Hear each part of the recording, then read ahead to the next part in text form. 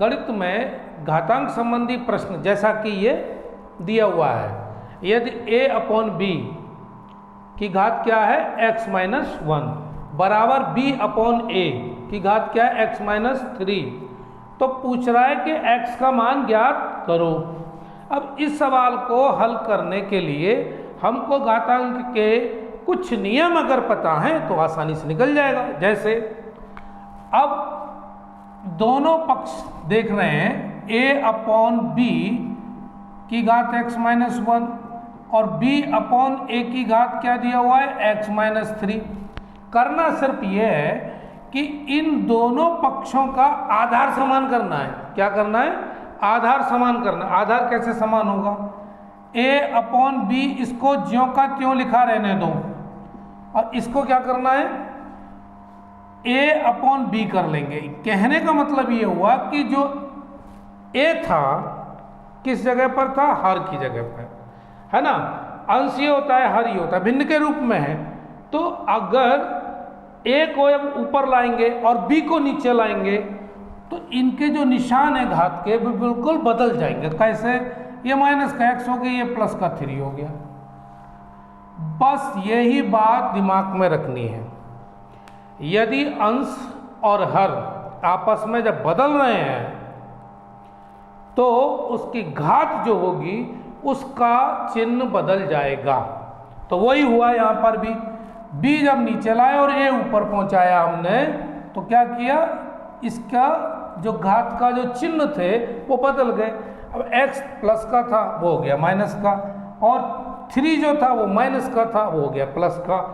थोड़ा सा इसको और बढ़ाएं अगर तो ऐसे भी लिख सकते हैं ना, a/b और 3 - x, लो लिख दो ऐसे।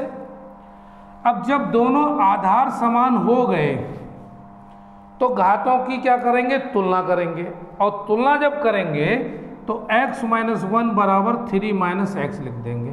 इस काम को करने में कोई कष्ट नहीं होना चाहिए, क्योंकि यहाँ तक आप समझ गए कि भाई दोनों पक्षों के आधार बराबर करने का ही काम है। अगर दोनों पक्षों के आधार बराबर हो गए फिर घातों की तुलना कर दो।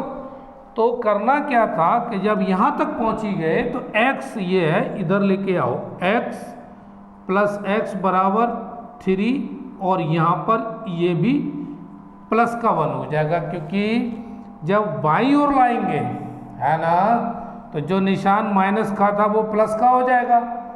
वही इधर बाईं ओर से जब दाईं ओर ले जाएंगे तो जो ये माइनस का था वो प्लस का हो गया। तो ईमानदारी से 2x तो इधर हो गया और ये 4 हो गया, और जैसे ही 2 का डिवाइड करेंगे तो 2 आया। तो कुल मिला के x बराबर कितना आया? 2। यही तो पूछा है, x का मान ज्ञात करो। अब इस प्रश्न में कहाँ मुश्किल लग रही है? मुश्किल एक ही काम की है कि अगर तुमको ये पता नहीं है कि आधार बराबर कैसे होंगे तब तो ये प्रश्न नहीं निकलने वाला। ठीक है ना? तो ये सवाल बिल्कुल समझ में आ गया होगा, क्योंकि हमने दोनों तरफ आधार बराबर किए हैं। और यहाँ यही एक मुश्किल काम था कि जब अंश और हर आपस में बदलते हैं, यानी जो अंश है वो हर की जगह आता है और हर अंश की जगह आता है, तो भाई इसके ऊपर जो भी घात होती है वो जो चिन्ह लिए हुए है उस चिन्ह को बदल देता है। अगर प्लस लिए हुआ है तो माइनस कर देगा, और माइनस लिए हुआ है तो प्लस कर देगा। तो ये प्रश्न आपकी समझ में पूरी तरह से आ गया होगा।